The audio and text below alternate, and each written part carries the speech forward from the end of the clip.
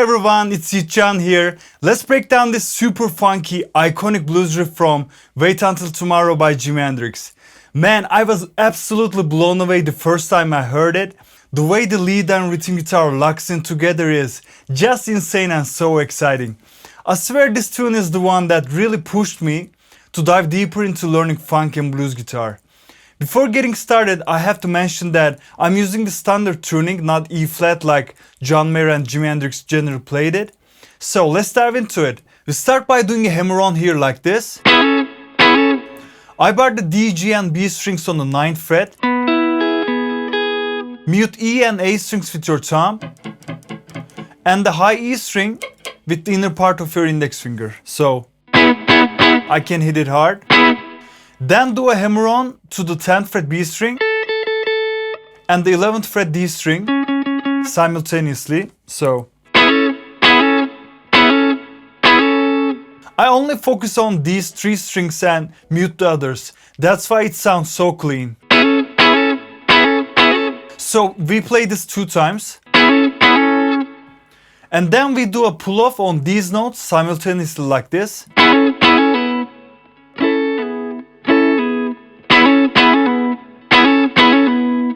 On the right hand, I only use downward hits. After this part, we do a muted up and down. Follows, we do another hammer-on from the 9th fret to the 11th fret on the A string. I hit the strings hard with my right hand and not resting it on the body. I mute the strings that I don't want to hear by using the thumb and the inner parts of the fingers. So I can hit it hard. Now after that we play the 9th fret D string. And then play the low E 2 times while muting all the strings with our index finger like this. Don't let it ring out, mute it instantly.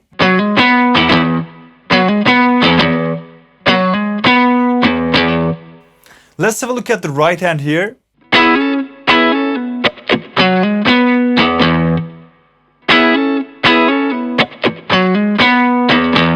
Now we're gonna use this exact pattern here on the 7th fret now.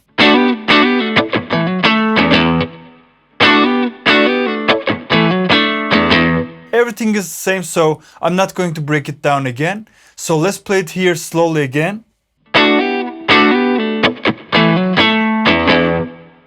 After repeating these 2 parts 2 times,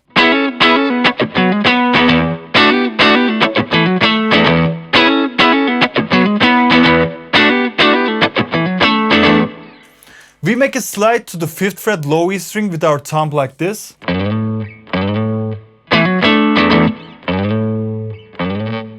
Make sure to mute the other strings with your left hand so that you can hit it hard with the right hand.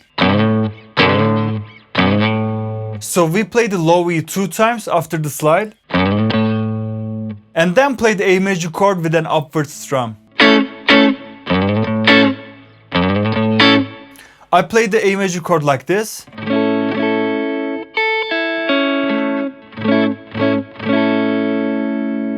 While doing the upward strum, I only focus on the first 4 strings here. Check out my right hand.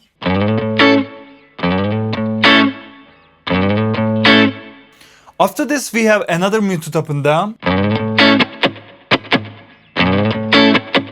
And then do a slide from the 7th fret to the 9th fret on the E string.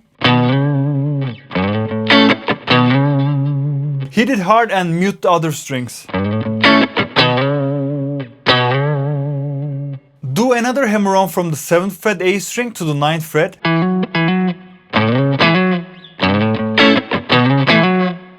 And we have a muted up and down here in between. Follows, we bar the D, G and B strings on the 7th fret and do a hammer-on to the 9th fret G string.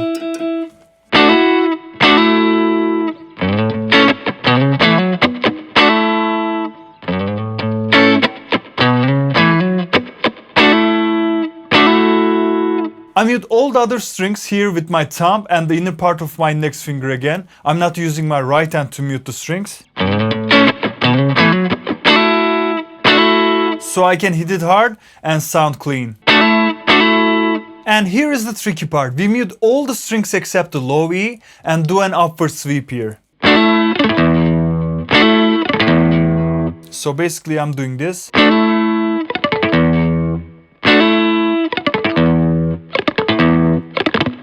So practice this sweep and leave the low E open.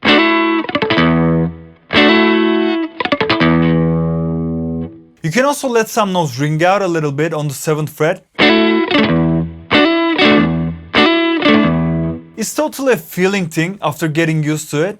Just practice this sweep over and over again and you'll start feeling it. Let's check out my right hand again.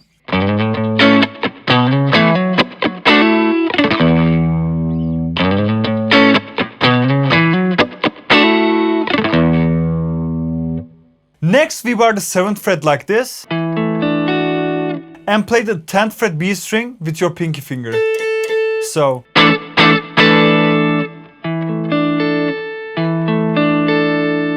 mute the low E string with the tip of the index finger, like use here.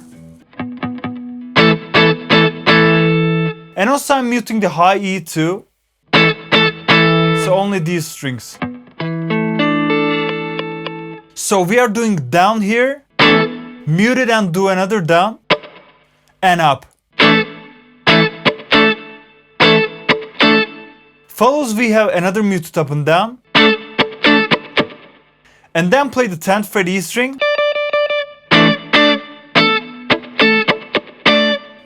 9th fret E string with your ring finger, pull off here, finally play the 10th fret B string and slide.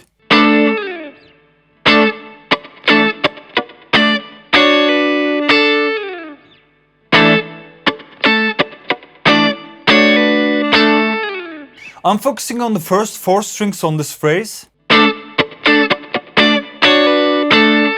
Check out my right hand.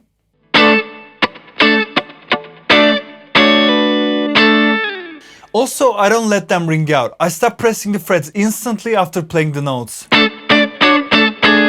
That's why it always sounds so clean and groovy.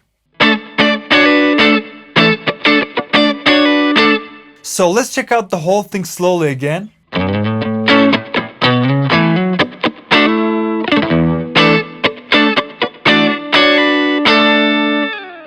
After playing this sequence 2 times, we have this phrase here.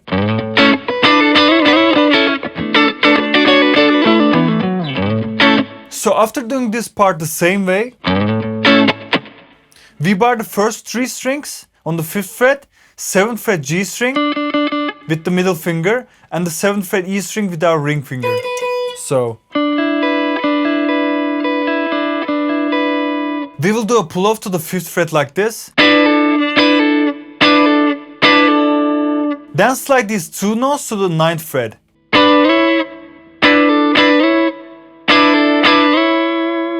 I mute the B string in between. After doing it 2 times and land on the same notes, we finish it by playing the A major triad like this.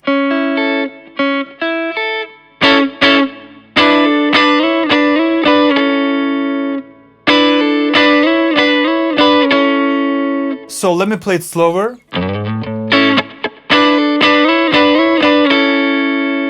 Check out the right hand.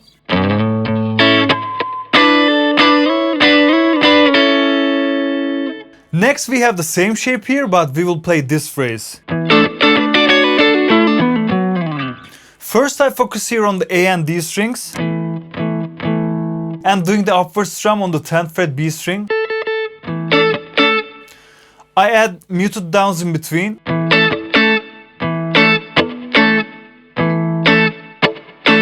Then I mute to the 10th fret E string.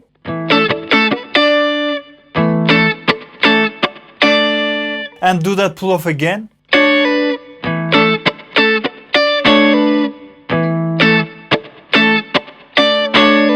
Let's figure out the groove by having a look at the right hand here. Muted up and downs are crucial to catch the groove here. Then I will play pull-offs on this pentatonic shape and all of them are downward hits with the right hand.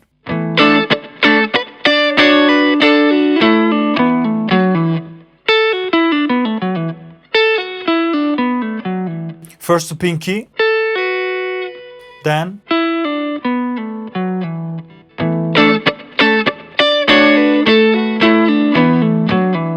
and I let the notes on the 7th fret ring out a little bit with the notes that I aim to play here. So to review all of it,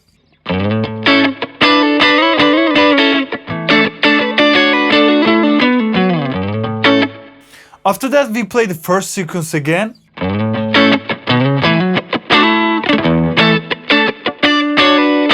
And move here to the hammer-on part.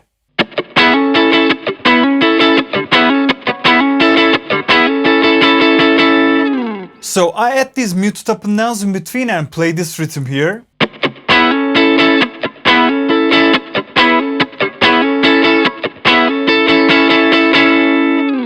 So we do the hammer-on, strum, muted up and down, and continue that. So let's play it slowly and check out my right hand.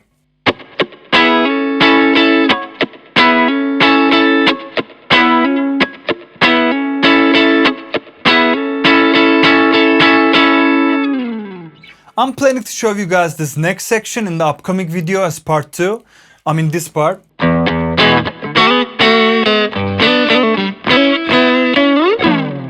So that I can break down how you can improvise over that part using pentatonic shapes. So tune in later.